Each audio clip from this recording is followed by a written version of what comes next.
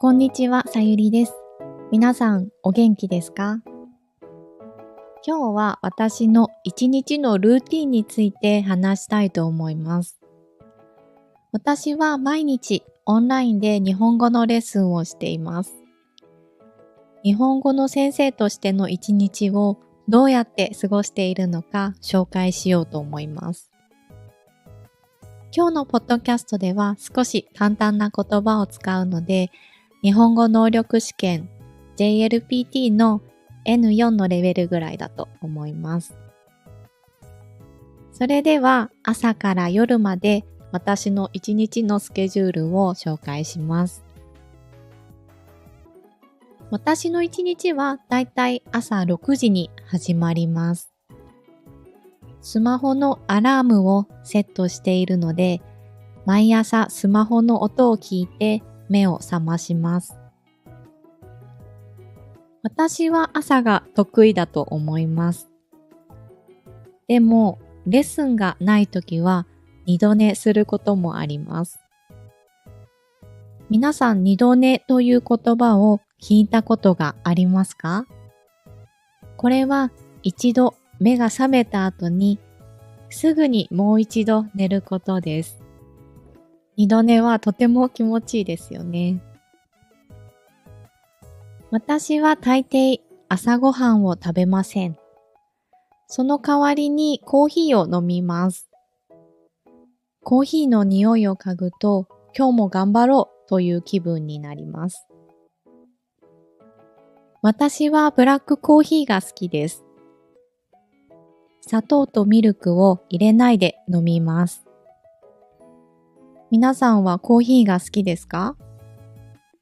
どんなコーヒーを飲みますか？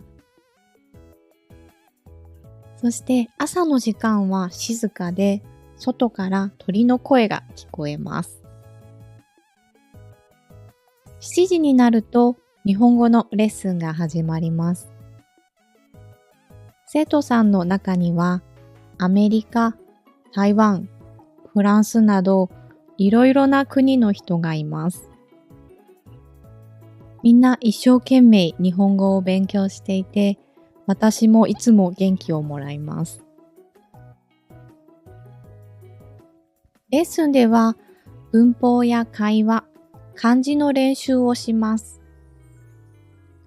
文法のレッスンではみんなの日本語や元気などの教科書を使って勉強します。皆さんももし日本語のレッスンに興味があったら、このポッドキャストの説明欄を見てくださいね。レッスンの予約ができる URL があります。11時頃になると、午前のレッスンが一度終わります。お腹が空くので、ここで昼ご飯を食べます。私はよく自分でご飯を作ります。でも時々作りたくないときは、パスタやカップラーメンのような簡単に食べられるものを作ります。皆さんはどうですか？いつもお昼にどんなご飯を食べますか？12時頃、少し休んだ後に部屋の掃除をします。掃除機をかけたり、机の上を片付けたりします。私は掃除をすると気分がすっきりします。それから洗濯もします。天気がいい日は外に洗濯物を干します。外で干すとタオルがふわふわになるような気がします。雨の日は浴室の中に干します。浴室というのはお風呂に入るための部屋のことです。お風呂場という言い方もしますよ。そして部屋で洗濯物を干す場合、日本では除湿機を使う人も多いです。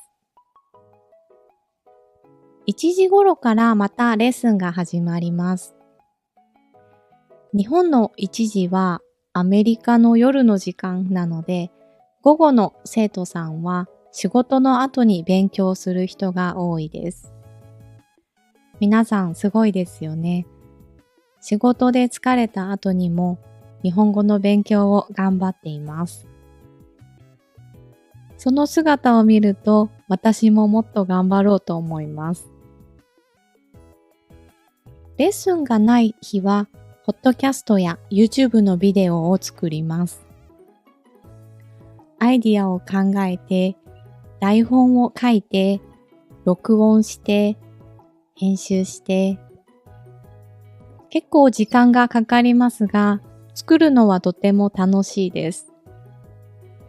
この話題には興味があるかな？この単語難しくないかな？そんなことを考えながら作っています。毎日じゃないですが、週に2、3回、夕方になるとスーパーに買い物に行きます。私は野菜やお肉、卵、パンなどいろいろな食べ物を買います。家に帰ったら晩ご飯を作ります。私は作りながら音楽を聴いたり、YouTube を見たりするのが好きです。時々料理を失敗することもあります。例えば、つい焦がしてしまったり、味が濃くなってしまったり、焦がすというのは焼きすぎてしまって茶色くなったり黒くなったりすることです。でもそんな日もありますよね。皆さんはよく料理を作りますか？晩ご飯を食べた後、レッスンがあるときはまたオンラインでレッスンをします。レッスンが終わったらお風呂に入ります。温かいお湯に浸かると一日の疲れが取れます。日本ではお風呂に入る人が多いですが、皆さんはどうですか？その後、YouTube を見たり、Netflix で映画を見たりします。私がよく見る YouTube のチャンネルは、Kevin's English Room です。英語の勉強のために見始めたチャンネルですが、いろいろなテーマで話すのが面白くてよく見ています。寝る前に次の日のアラームをセットします。